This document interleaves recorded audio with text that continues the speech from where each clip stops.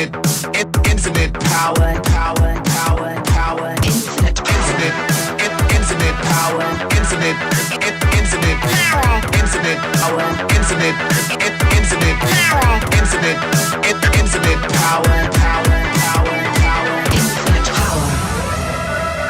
Hi, I'm Dave Ruden here at FCIAC Boys Basketball Media Day, and since I know so little, since football season ended last night, I got two experts here to join me.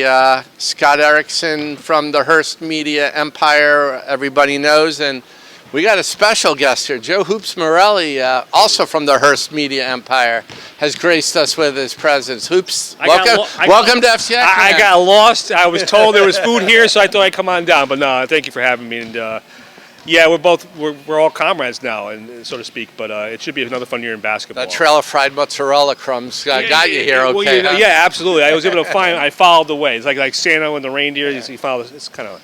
That's how it kind of works out. So we, Scott and I at least, have been on football since last night. We're starting basketball. We got a chance to talk to the coaches and captains here today. Any initial impressions? I know we're in the fact-finding mode right now. Yeah, we are. Yeah, I mean, I think the teams that we were hearing about in the fall as we were talking to coaches were the same ones they were talking about tonight. You know, we all know Trumbull's going to be really good. They brought back everybody except, I think, one kid. Danbury's got a ton of kids back with Javon Hernandez and Denali Burton.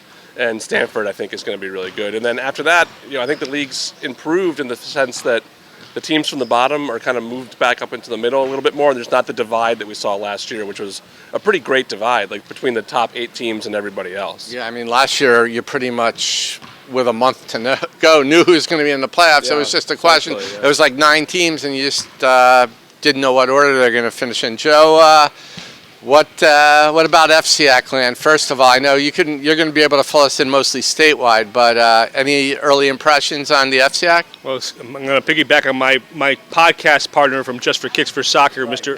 Erickson. I forgot about that. Yeah. I got the soccer royalty he ran here. The show. Now I have to do a basketball podcast on my own. I'm going to be lost without the man.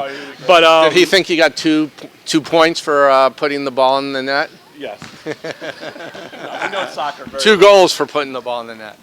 Well, you and I have talked. Well, what's the league going to be like? And you always say it's been down, but I think it's going to be more balanced. I think the FCIAC seems to be a lot of balance. I mean, when Fairfield Ludlow's talking 2-18, they may make the state tournament. That it was your bottom team, and they used to give teams challenges.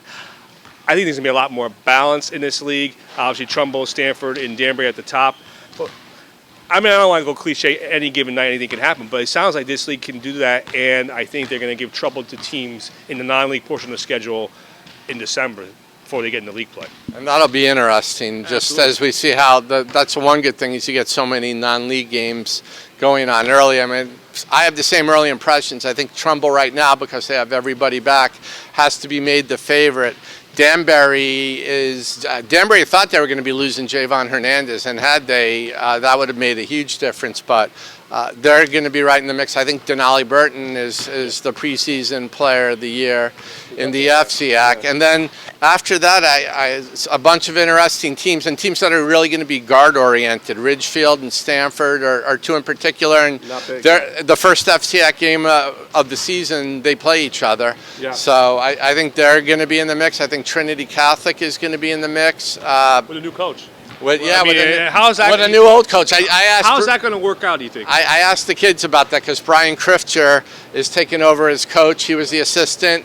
He's replacing the legend Mike Walsh, who's the assistant coach right now. Right. And the kids, one of the guys I just talked to said, well, you know, they're about the same age. So Mike and Brian, they said that to me. So things won't change too much, you don't think? I mean, Brian's doing things differently. I don't think they're dramatically different, right. But he's doing things differently. The one thing I asked is Mike going to have to wear a seatbelt during the game so he doesn't jump up the first time he thinks there's a bad call, which means it'll be 20 seconds into the game. You know, I want to ask Joe, do you think any of these FCIAC teams can make a run in D1? Because that D1 tournament's so good and so deep when you get to the final 8. Do you think any of these guys can make it over that hump? I would think Danbury and Trumbull have a chance to do well. I mean, Danbury's been in the quarterfinals the last 3 years. They basically had Notre Dame and Fairfield dead to rights last year. Yeah. So I would say, just based on experience, those 2 teams have a chance.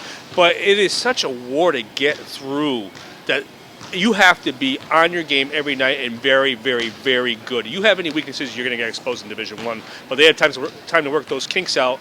I would say those are the only two teams that have a chance, and I haven't looked at it recently, but I would imagine those are the only two teams in D1, or is Richfield in one? Richfield's in D1. Richfield's in D1 Richfield, too. Trumbull, Danbury, who else? Trinity Catholic, Greenwich. Oh, Trinity Catholic, Greenwich. Yeah.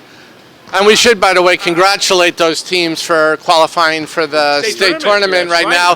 Season doesn't start for another week and a half, but they have, or I'm sorry, it starts in a couple of days, but they have qualified for the state playoffs under the ridiculous state format, which I'll get Mike DeMauro. I'll get Mike DeMauro on for that one. We can agree to disagree on that, but here's put it this way: unless you're very good, you're not winning 4 games or 5 games in Division One. You have to be, you can win 1 game, you can't win 4.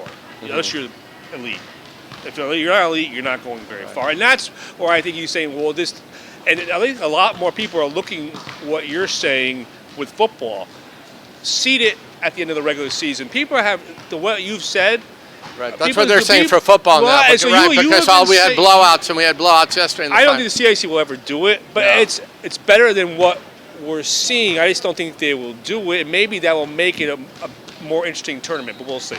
I mean, I think if you had a state tournament where you seeded after and put teams where they were, not where you think they're going to be, and you have the time to do it, and you could do it with about 2 weeks to go in the season, so teams are not going to throw games, which is the biggest fear, and what happened a couple of, last time when Ridgefield threw a game, and that ruined what was the best CIAC postseason event. I still think this is better than where we were a couple of years ago. I agree. I agree it's better.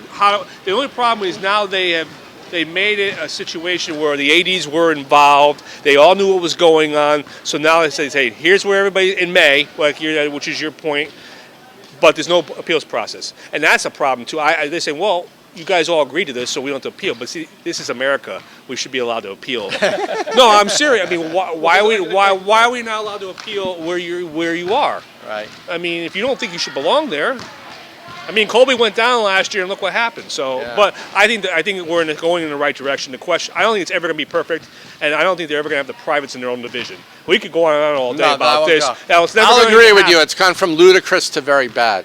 So we're moving up there. I am. You said we're going up. I agree. We're very bad. But getting back to it, I think the FCIAC is going to be right there in the mix with these other conferences. They're not going to be bad. Okay. We all know. And I agree. I think Scott and I will agree. Agree it's been down, but I agree. I think it's going to be a better league, and I think more importantly, there's going to be much more balance, which was the biggest problem last year. I think it's going to be more balanced. I never thought the league was as down because I thought the top teams were always competitive in Double L. When you have West Hill and Central going to finals, and then Danbury and Trumbull making runs, I think the D1 format hurts teams like Ridgefield. Ridgefield's not going to win Division 1. They're also not going to be bad enough to get knocked down to Division 2 during the regular season because they're a really solid team in the FCIAC. If they're in the D2 tournament last year, they probably win that tournament. I think they're better than Amity. I think they were better than Stanford. They were really good. They could have won. But they got into D1 and they really had no shot. I mean, they had no shot. And again, this year they're good enough where I think if they were in D2, they could be considered one of the teams to beat there. D1, I don't think they can do anything in that tournament. And no offense to them, I just don't think they're built for it. Well, I hope you guys will agree to come on my podcast and talk about this after we've had a week or so to really do our fact finding and we talk more knowledgeably. January. Okay, January. Yeah. Well, yeah, we're I think Scott and I are definitely taking some vacation. Yeah, we're taking vacation time. I'm glad we didn't talk about completion percentage right now or sacks or anything. So. I'm so excited for basketball. No, so I am too. So, Scott, Joe, thanks a lot for joining me here, and look forward on the road to Mohegan Sun.